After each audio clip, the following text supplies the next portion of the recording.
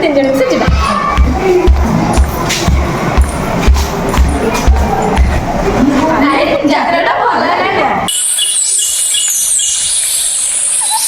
अरे मते भल लागला चलो तू सांग देखि रहि जीवा अरे तू डर जाए आगे दिन पर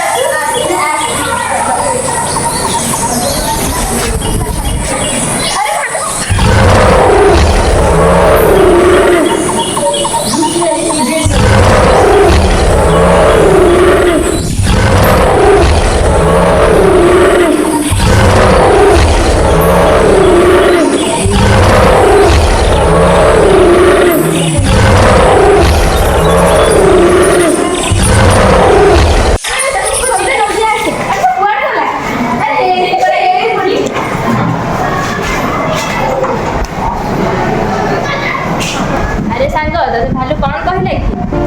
भालू जा कहि गुप्त कथा हेले तुमे दुई जण मो सांग मु कहूची सुन ये विपद बेले साहाय्य करे से प्रकृत बंधु ये विपद बेले साहाय्य न करे से बंधु बंधु हेबार योग्य नुहे ये तो ठीक कथा मैं विपद बेले जे हम साहाय्य करे से प्रकृत बंधु